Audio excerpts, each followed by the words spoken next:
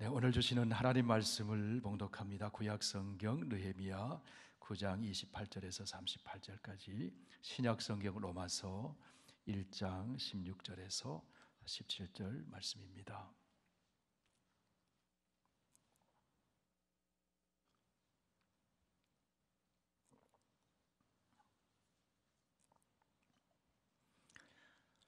구약성경 740쪽입니다. 느헤미야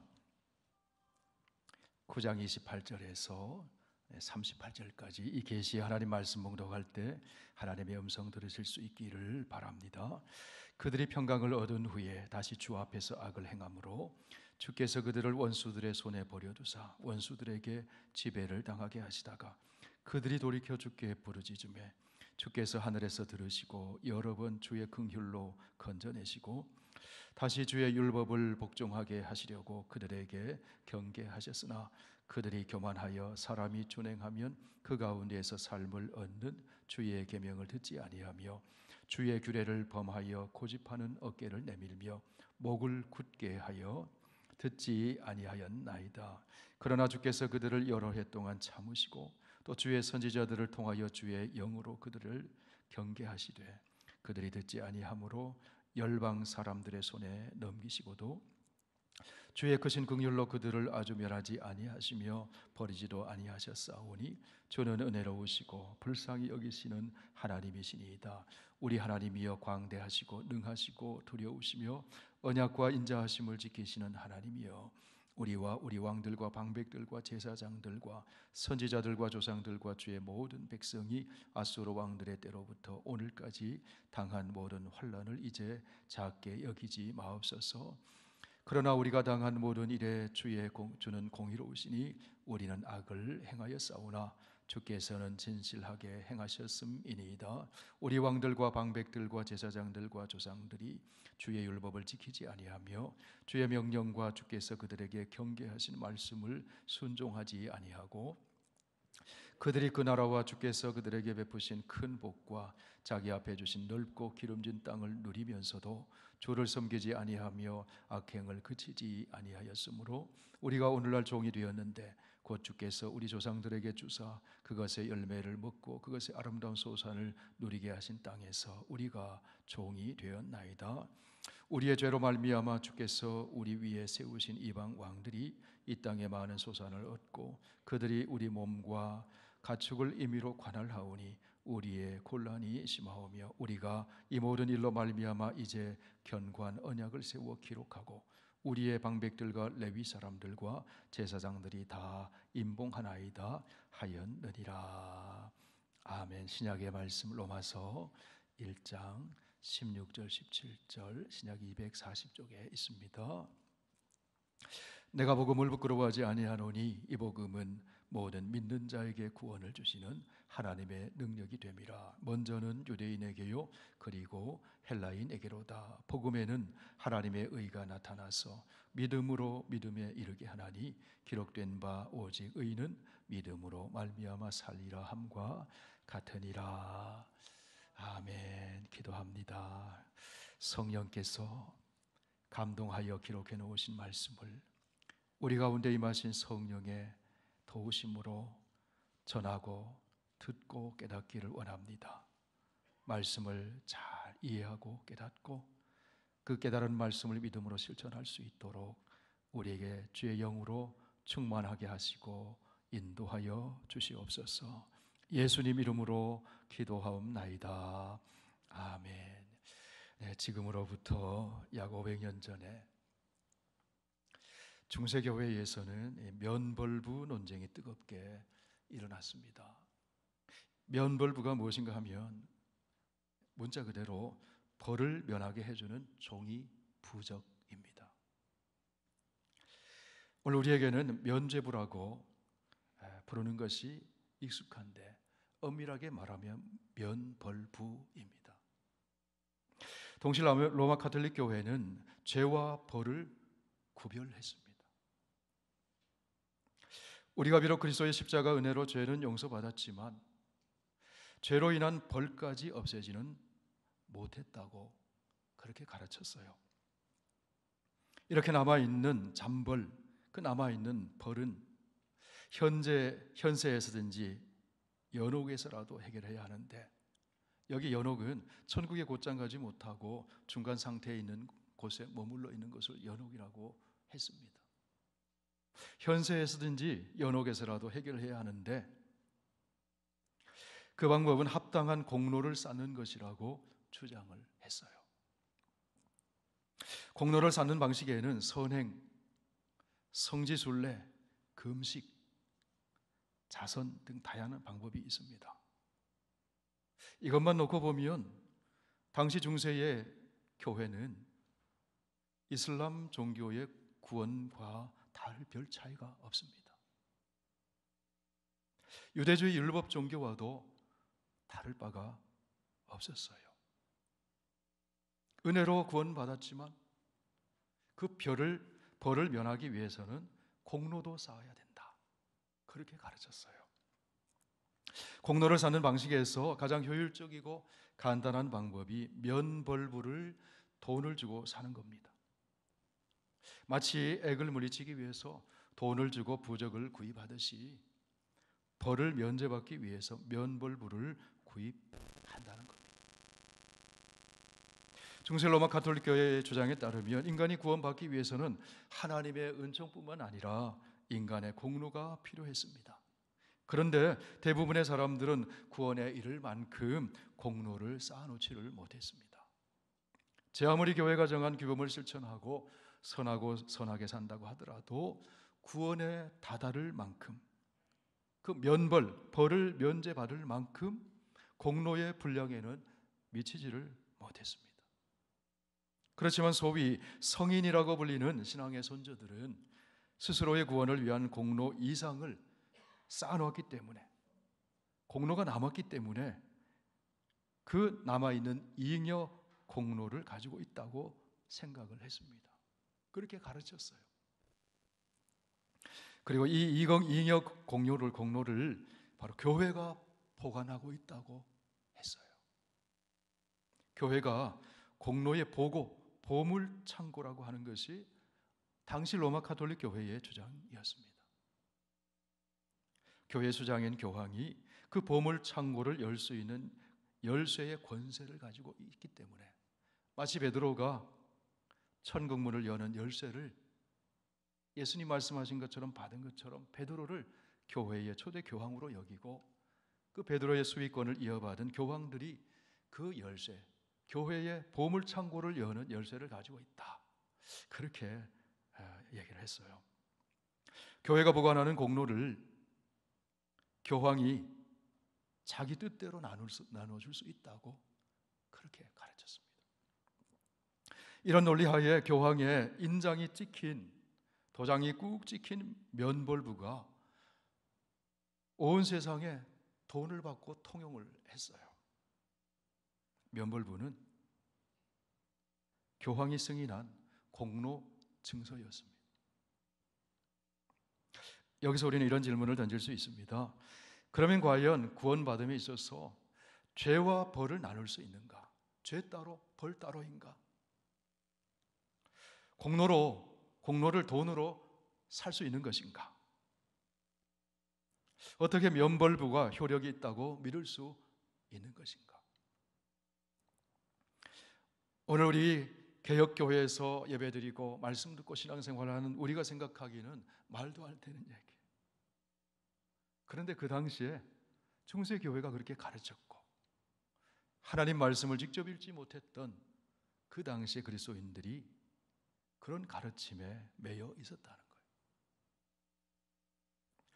당시 비텐베르크 대학의 신학 교수인 루터는 비록 자신이 로마의 가톨릭의 사제였고 수도사이긴 했지만은 면벌부의 부조로 이함을 도무지 받아들일 수가 없었습니다. 그리하여서 1517년 10월 31일 자신이 살던 비텐베르크 성 교회의 문에 면벌부를 반박하는 95개조의 논제를 게시했습니다. 그리고 알브레히트 추기경에게 그것을 발송을 했어요. 루터는 95개의 논제 중에서 그 반박문 논제 21번에서 이렇게 얘기합니다. 교황의 면벌부로 모든 벌에서 면제받고 구원받을 수 있다고 말하는 면벌부 설교자들은 오류를 범하고 있다, 그렇게 얘기를 했습니다. 루터가 성경을 들여다보고 성경의 가르침을 읽다 보니까 그 당시에 설교자들이 잘못 가르쳤다는 거예요. 성경의 가르침의 심에서 떠나 있었다는 겁니다. 반박문 논제 50번에서 루터는 교황을 향해서 이렇게 얘기합니다. 자기 양들의 살과 뼈 그리고 가죽으로 성 베드로 성당을 짓느니 차라리 그 성당을 재로 만들어 버려라. 그렇게 화려하고 그렇게 웅장한 성당을 자기 양들의 살과 뼈와 가죽으로 짓는다는 거예요. 반박문 논제 43번에서 루터는 그리스도인을 향해서는 면벌부를 돈 주고 사느니 차라리 가난한 사람을 구제하고 필요한 사람에게 거저 나눠주는 것이 하나님 보시기에 훨씬 하나님을 기쁘시게 하는 것이다, 그렇게 썼습니다. 반박문 논제 36번에서 루터는 말합니다. 우리가 죄와 벌에서 해방되는 것은 면벌부를 통해서가 아니라 회개하고 복음을 믿음으로입니다. 진정으로 회개하는 사람은 면벌부가 없어도 죄와 벌에서 완전히 사함을 받을 수 있습니다. 하나님의 은혜는 우리의 죄와 벌 모두를 단번에 사하셨습니다. 인간의 공로가 아니라 하나님이 예수 그리스도 안에서 베푸시는 은혜를 받아들이는 그 믿음으로 구원을 받는 것입니다. 여러분, 이것이 성경에서 말씀하는 복음의 진리죠. 로마 가톨릭 교회의 면벌부 가르침에 갇혀 있던 당시 사람들이 그 영혼이 얼마나 눌리고 캄캄했겠습니까? 복음이 누리게 하는 자유가 없었어요. 루터의 주장을 담은 95개의 논제가 당시에 라틴어로 써서 붙였습니다. 그런데 그것이 독일어로 번역되어서 퍼져갔어요. 사람들이 그 반박문을 읽게 되면서 루터의 주장에 공감하게 됩니다. 그리고 개혁의 요구는 거스를 수 없는 거대한 물줄기를 이루어서 온 세상에 퍼져나갔어요. 그것이 1517년 10월 31일에 독일에서부터 일어난 종교개혁의 사건입니다. 면벌부 논쟁의 근본에는 우리가 어떻게 구원에 이를 수 있는가, 그 본질적인 문제가 놓여 있습니다. 우리가 어떻게 구원을 얻을 수 있습니까? 인간의 공로가 아니라 하나님의 은혜를 믿음으로 우리가 구원을 받습니다. 교회는 공로의 보물창고가 아니라 교회는 그리스도의 십자가 은혜의 거룩한 복음을 소유한 믿음의 공동체. 면벌부는 은혜를 돈으로 바꿔치게 하려 한 불경건한 시도였습니다. 교권으로 지배하려는 인간의 교만과 탐욕의 산물이었어요. 그렇지만 하나님의 은혜는 거저 주시는 선물이지 결코 돈으로 살 수 없는 것이었습니다. 그것이 복음의 가르침이에요. 시편과 로마서를 비롯한 하나님 말씀에서 복음을 재발견한 루터가 그렇게 가르쳤어요. 거대한 교황과의 그 권력 앞에서 그렇게 반박문을 내걸면서 그것이 아니라고 가르쳤어요.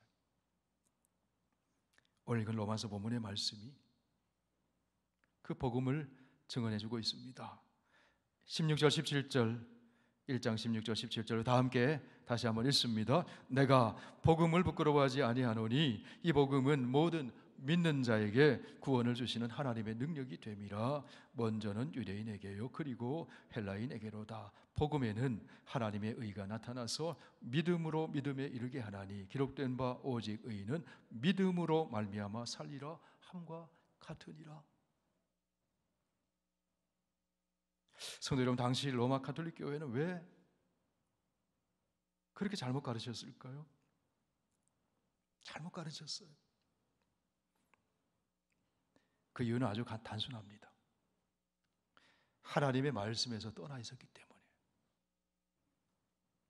하나님 말씀보다는 교권이 높아져 있었습니다. 하나님의 은혜보다는 인간의 공로를 앞세웠어요. 루터를 통해 촉발된 종교개혁의 정신을 세 가지 모토로 압축할 수 있습니다. 교권이 아니라 오직 성경, 인간의 공로가 아니라 오직 믿음, 하나님의 은혜, 여기 하나 더해서 오직 하나님께 영광. 이것이 종교개혁의 정신입니다. 오늘을 사는 우리에게 종교개혁은 두 가지의 중요한 의미를 지닙니다. 하나는 끊임없이 우리는 말씀으로 돌아가야 한다는 거예요. 또 하나는 교회는 항상 새롭게 개혁되어야 한다는 것입니다. 개혁된 교회는 항상 개혁되어야 한다. 이것이 개혁자들의 가르침이었어요. 1517년에 촉발된 종교개혁 그 이례적인 사건이 아니라 개혁된 교회는 항상 개혁되어야 한다. 이 항상이라는 말을 오늘 저는 날마다 이렇게 바꾸어 설교 제목을 정했습니다. 날마다 개혁하는 신앙. 오늘 설교 제목입니다. 여러분 기억하시기 바랍니다. 지난주 설교 제목 제가 혹시 물어볼 수도 있다고 했는데 기억나십니까? 칭찬받는 사람을 선택하여 세워라. 오늘 설교 제목 날마다 개혁하는 신앙. 기억하시기 바랍니다. 그렇다면 여러분 개혁이 무엇이냐 하는 겁니다. 개혁은 존재하지 않았던 것을 새롭게 창조하는 것이 아닙니다. 본래 있었던 것을 본래의 모습으로 다시 회복하는 것이 개혁입니다. 개혁은 본질로 돌아가는 것입니다. 근원으로 돌아가는 것입니다. 아드 폰테스, 근원으로 돌아가라. 근원으로 돌아가는 겁니다. 말씀으로 돌아가는 것입니다. 하나님께로 돌아가는 것입니다. 개혁은 자신이 서 있어야 할 본래의 자리로 돌아가는 겁니다. 피조물은 피조물의 자리에, 하나님의 백성은 하나님의 백성의 자리에 돌아가서 그 자리에 서 있는 겁니다. 그러기 위해서 여러분 무엇이 필요하겠습니까? 변하지 않는 기준이 필요해요. 그 기준이 바로 하나님의 말씀입니다. 그러므로 개혁의 출발점은 하나님의 말씀이에요. 그래서 개혁자의 모토가, 가장 먼저 등장하는 모토가 오직 성경, 솔라 스크립투라, 오직 성경인 거예요. 날마다 개혁하는 신앙은 날마다 하나님 말씀 앞으로 가는 겁니다. 날마다 하나님 말씀을 묵상하는 겁니다. 그리고 말씀이 지시하는 그곳에 내가 서 있는 거예요. 여러분 말씀으로 돌아가면 새로워집니다. 우리가 말씀으로 돌아가면 우리의 신앙생활이 새로워집니다. 말씀으로 돌아가면 주님의 몸된 교회가 끊임없이 새로워집니다. 말씀에서 멀어지면 문제가 생기게 돼요. 말씀에서 멀어지면 죄에 빠지게 돼요. 말씀에서 멀어지면 하나님의 뜻과는 상관계없이 나도 모르는 사이에 형식적인 종교 생활을 하게 됩니다. 말씀에서 멀어지면 영혼이 피폐해지고 죄 몸된 교회가 힘을 잃게 됩니다. 말씀에서 멀어지면 삶이 무질서해집니다. 인생의 뚝이 나도 모르는 사이에 서서히 무너져 내립니다. 그렇기 때문에 오직 성경, 저를 따라 한번 해보세요. 오직 성경, 말씀으로 돌아가야 돼요. 오늘 종교개혁 기념주일에 구약성경 느헤미야서의 말씀을 우리가 읽었습니다. 느헤미야서를 통해서 우리는 하나님의 언약 백성이 어떤 존재인가, 그 언약 백성과 언약을 맺으신 하나님은 어떤 분이신가, 하나님이 언약 백성에게 원하시는 것이 무엇인가, 그것을 우리가 다시 확인을 할 수가 있습니다. 느헤미야서를 통해서 우리는 특별히 회복하시는 하나님을 만나게 돼요. 하나님 은혜로 회복하는 언약 백성 이스라엘. 그 이야기가 느헤미야에 나오는 이야기입니다. 말씀에서 멀어졌던 이스라엘 백성들은 삶의 모든 영역이 무너져 내렸어요. 예배와 삶의 중심인 예루살렘 성전이 무너졌습니다. 삶의 터전인 그 예루살렘의 성벽도 무너졌습니다. 나라가 무너졌습니다. 가정도 무너졌습니다. 가족들이 뿔뿔이 흩어졌습니다. 하나님의 언약 백성으로의 자존감도 무너졌어요. 모든 것이 무너진 채 이스라엘 백성들이 약속의 땅 가나안에서 흩어졌습니다. 바벨론과 이방 나라의 종살이로 끌려가게 되었습니다. 그런데 긍휼이 풍성하신 하나님께서 포로에서 돌아오게 해주시고 다시 재건하도록 기회를 주셨습니다. 이를 통하여 이스라엘 백성들은 하나님의 백성의 설 자리가 어디인지, 하나님 백성으로서의 정체성과 자존감을 회복하게 돼요. 잃어버렸던 하나님 말씀의 은혜를 회복합니다. 기도를 회복합니다. 예배를 회복합니다. 그리고 언약 백성의 공동체성을 회복합니다. 무엇을 통해서 회복할 수 있었습니까? 회복의 기준이 무엇이었습니까? 하나님과 맺은 언약, 하나님의 말씀, 그것이 회복의 기준이에요. 개혁은 다름이 아니라 말씀으로 돌아가서 본질을 회복하는 거예요. 하나님과의 올바른 관계를 회복하는 거예요. 요시야 시대에 그랬습니다. 지금 느헤미야 시대에 에스라를 통해서 그 말씀의 회복 운동이 일어났어요. 중세 시대에서는 루터와 칼뱅을 통해서 회복이 일어났어요. 잃어버렸던 말씀을 되찾았습니다. 소홀히 여겼던 말씀을 소중히 여겼습니다. 말씀을 회복하자 신앙이 회복되고 교회가 회복되고 삶이 회복되는 거예요. 나라를 잃고 이방 민족의 포로가 되어버린 이스라엘 백성들에게 하나님께서 회복의 기회를 주셨어요. 느헤미야를 비롯한 지도자들의 헌신과 주도로 무너졌던 예루살렘 성벽을 다시 재건하기 시작했어요. 말씀을 떠나 무너졌던 성벽을 다시 일으켜 세웁니다. 산발락과 도비와 같은 방해하는 사람들도 있었지만 하나님의 도우심 가운데 성벽 재건이 계속되었어요. 그러던 중에 이스라엘 백성들이 수문 앞 광장에서 하나님의 말씀을 듣게 됩니다. 학사 에스라가 하나님의 말씀을 이스라엘 백성들에게 읽어 주었습니다. 레위 사람들은 그 하나님의 말씀을 백성들에게 전달하면서 깨닫게 해 주었습니다. 그러자 그때 어떤 일이 일어났는가 하면 백성들이 말씀 듣고 감격해서 웁니다. 잃어버렸던 초막절 절기를 지킵니다. 그리고 말씀들을 떠나서 살았던 죄를 회개합니다. 굵은 배를 입고 티끌을 무릅쓰고 자기 죄를 회개합니다. 자기 죄만 회개할 뿐 아니라 조상들의 허물을 자백하고 통회하고 회개합니다. 오늘날 교회로 말하면 나의 죄를 회개할 뿐만 아니라 우리 선배들의 잘못 살았던 죄를 통회하고 회개하면서 하나님 앞에 서게 되었다는 거예요. 그게 느헤미야 시대에 일어났던 말씀의 부흥 운동이었어요.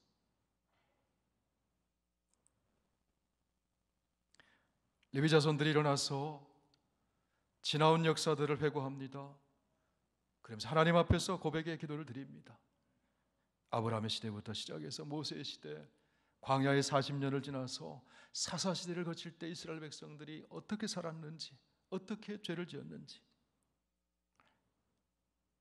왕조시대에 와서는 어떻게 살았는지, 조상들과 자기들이 당한 환난이 그 원인이 무엇인지 그것을 말씀 들으니까 깨달아지는 거예요.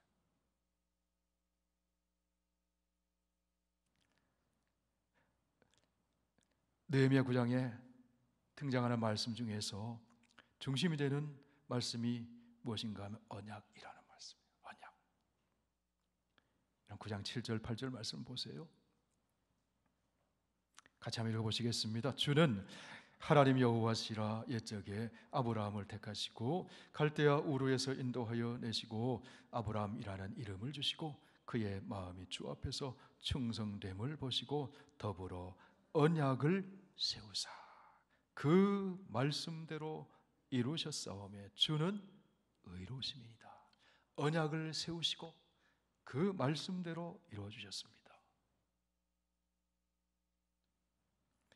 이런 언약 관계 속에서 하나님이 하시는 일이 무엇인가 하면 하나님은 하나님의 백성들을 절대적으로 보호해 주세요. 하나님의 모든 지혜와 능력과 자원을 다 동원해서 보호해 주세요. 앞길을 인도해 주세요. 아름답고 풍성한 것을 공급해 주세요. 그게 광야를 행진하던 이스라엘 백성들에게 보여주신 언약의 신실하신 하나님의 모습이에요. 대적으로부터 보호해 주십니다. 불기둥 구름기둥으로 인도해 주십니다. 하늘에서 만나를 내려서 먹을 것 하나 없는 땅에서 먹을 것을 공급해 주세요. 언약의 신실하신 하나님. 이스라엘 백성들은 무엇을 해야 하는가 하면 그 하나님을 믿는 겁니다. 하나님께 예배드리고 하나님만 의지하고 하나님의 말씀에 순종하는 것, 그것이 언약 백성의 해야 할 일입니다. 언약 백성이 서 있어야 할 자리라는 거예요. 그런데 이스라엘 백성들이 그 자리를 이탈했어요. 중세교회의 수많은 사제들과 그리스도인들이 그 자리를 이탈했어요. 그 자리로 다시 돌아오는 것이 개혁이에요. 무엇을 통해서 돌아옵니까? 하나님의 언약의 말씀을 들음으로 돌아오는 거예요. 오늘 느헤미야 9장에 보면 하나님이 언약 백성 이스라엘에게 얼마나 신실하셨는지, 하나님은 주셨다. 하나님께서 우리에게 이런 것 주셨습니다. 그러나 우리는 이렇게 잘못했습니다. 그렇게 얘기를 해요. 하나님이 무엇을 주셨습니까? 첫째로 하나님께서는 약속하신 땅을 약속하신 대로 주셨다는 거예요. 둘째로 하나님은 하나님의 말씀, 율법의 말씀을 주셨습니다. 느헤미야 9장 13절을 보십시오. 또 시내산에서 강림하시고 하늘로부터 그들과 말씀하사 정직한 규례와 진정한 율법과 선한 율례와 계명을 그들에게 주셨다. 다른 민족은 받지 못한 그 율법의 말씀, 하나님 말씀을 시내산에서 언약을 맺으시고 모세를 통해 이스라엘 백성들에게 주셨다는 거예요. 하나님의 말씀을 받은 것이 은혜예요. 셋째로 하나님은 이스라엘 백성들에게 양식과 물을 주셨습니다. 때를 따라 필요한 것을 공급해 주셨습니다. 넷째로 하나님은 이스라엘 백성들에게 불기둥 구름기둥을 보내셔서 길을 인도해 주셨습니다. 다섯째로 하나님은 이스라엘 백성들에게 하나님의 영 성령을 보내주셨습니다. 그것을 얘기하는 겁니다.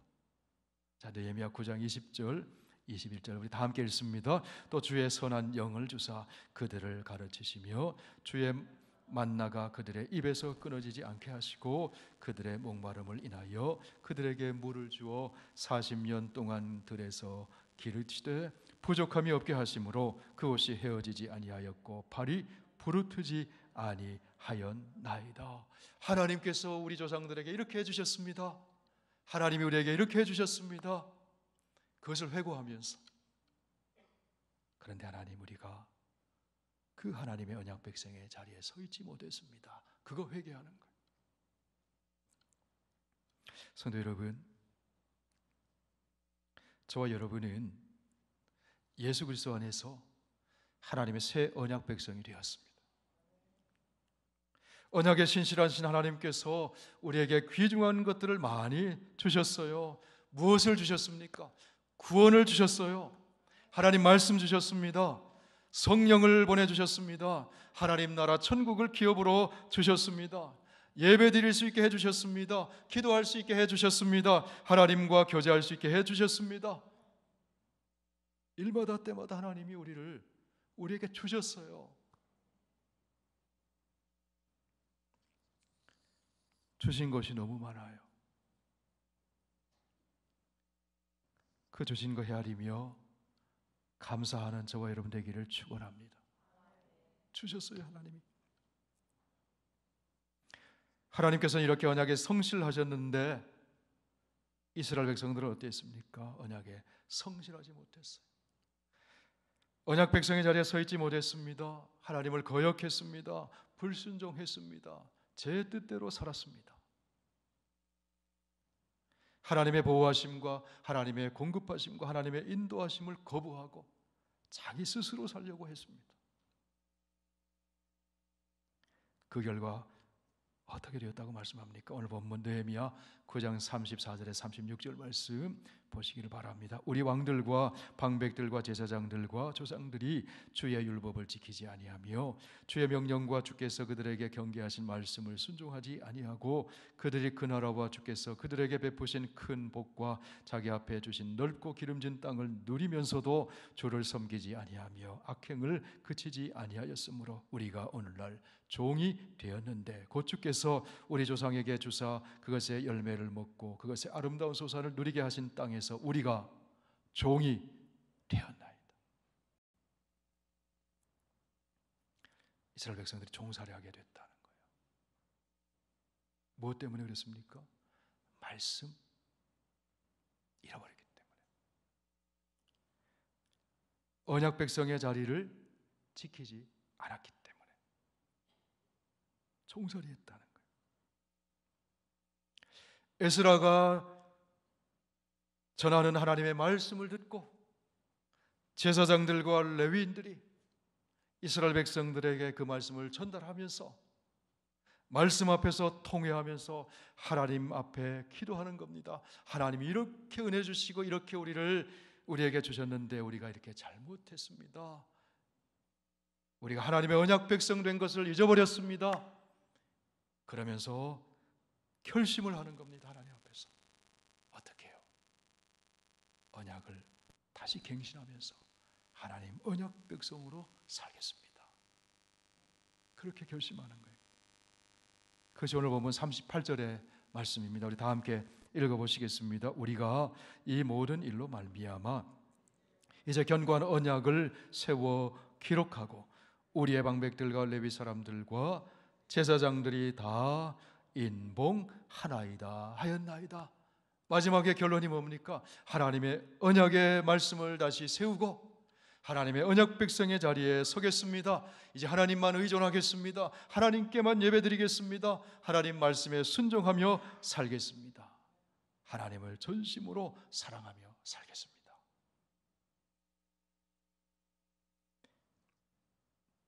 여러분, 이것이 다름이 아니라 이것이 개혁입니다. 하나님께로 돌아가는 것, 말씀으로 돌아가는 것, 하나님 백성의 자리에 다시 돌아가는 것. 말씀을 듣고 보니 그것이 깨달아졌다는 겁니다. 말씀을 듣고 보니 자신들이 얼마나 은혜를 입고 살았던 하나님 백성인지를 알게 됐다는 거예요. 말씀을 듣고 보니 그럼에도 하나님의 은혜를 떠나 살았던 자기들의 모습이 보였다는 거예요. 그래서 회복운동이 일어나는 겁니다. 이제 하나님 언약 백성답게 삽시다. 이제 하나님 말씀을 기준으로 해서 삽시다. 이제 하나님 말씀을 순종하며 삽시다. 느헤미야가 성벽을 다시 세우는 것은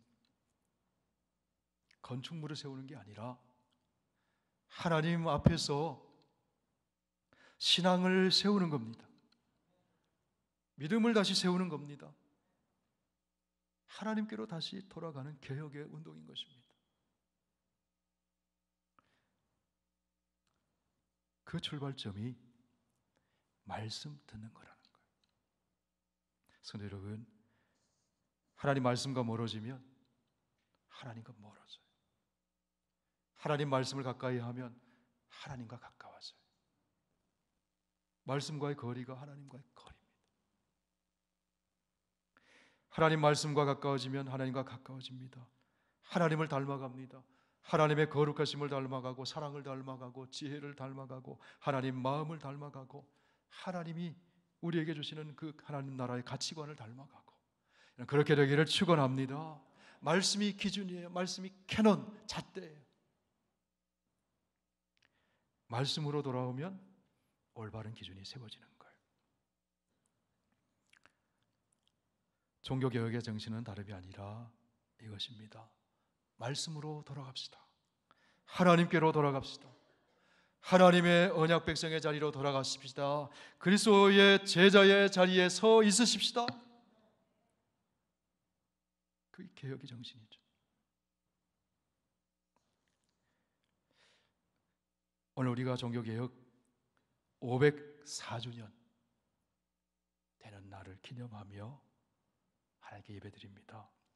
우리의 신앙, 우리의 교회, 우리의 삶이 오늘 새로워지기를 축원합니다. 개혁된 교회는 계속 개혁되어야 합니다. 개혁된 신앙은 날마다 개혁되어야 합니다. 오늘 우리가 교회 안팎으로 얼마나 신앙의 위협에 도전받고 있습니까? 복음의 진리가 상대화되어 갑니다. 물질주의, 공로주의, 내가 이렇게 공로 세웠으니, 아니, 교권주의, 상대주의, 혼합주의, 세속주의, 그것이 우리의 신앙을 자꾸 약화시켜요. 원래 이 세대는 상대화시켜요. 진리도 상대화시키고, 하나님이 만드신 가정도 상대화시키고, 결혼도 상대화시키고, 윤리도 상대화시키고. 이런 때 우리에게 절실하게 필요한 것이 무엇이겠습니까? 말씀 위에 굳게 서는 겁니다. 개혁신앙의 정신을 되새기면서 실천해 나가는 것입니다. 종교개혁 운동은 하나님 말씀으로 돌아가는 운동입니다. 하나님의 은혜로 돌아가는 운동입니다. 믿음으로 사는 운동입니다. 세상에 그 무엇이 아니라 오직 하나님께 영광 돌리는 운동입니다. 종교개혁은 모든 피조물이 제자리에 돌아가는 운동입니다. 하나님의 백성들이 제자리를 지키는 운동입니다. 종교개혁은 예수님이 행하신 대로 하나님 나라의 원리를 실천해 나가는 운동입니다. 예수님의 본을 따라 사랑하고 섬기며 사는 운동입니다. 종교개혁은 하나님의 은혜 아래서 날마다 새로워지는 운동입니다. 우리의 겉사람은 낡아지지만 그리스도 예수 안에 있는 우리의 속사람은 날마다 새로워지는 것. 여러분, 날마다 새로워지기를 축원합니다. 그것이 개혁이에요. 개혁자의 그 모토를 올해도 한번 함께 외쳤으면 좋겠습니다. 저를 따라 한번 외쳐주십시오. 오직 말씀으로, 오직 믿음으로, 오직 은혜로, 오직 하나님의 영광을 위하여. 사랑하는 선교교회 성도 여러분, 날마다 하나님 말씀의 기준에 서서 날마다 개혁하는 신앙으로 하나님 앞에서 새로워지는 저와 여러분의 삶이 되시기를 주의 이름으로 축원합니다. 기도하겠습니다. 오늘 종교개혁 기념주의를 맞이해서 하나님의 말씀 앞에서 개혁자들의 신앙을 되돌아보게 되었습니다. 하나님 아버지 시대를 바라볼 때 날마다 우리의 신앙이 개혁되고 우리의 교회가 개혁되고 우리의 삶이 새로워져야 됨을 보게 되었습니다.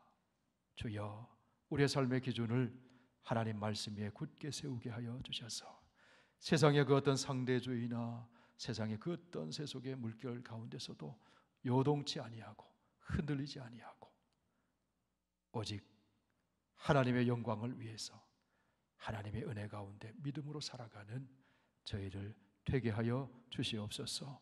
예수님 이름으로 기도하옵나이다. 아멘.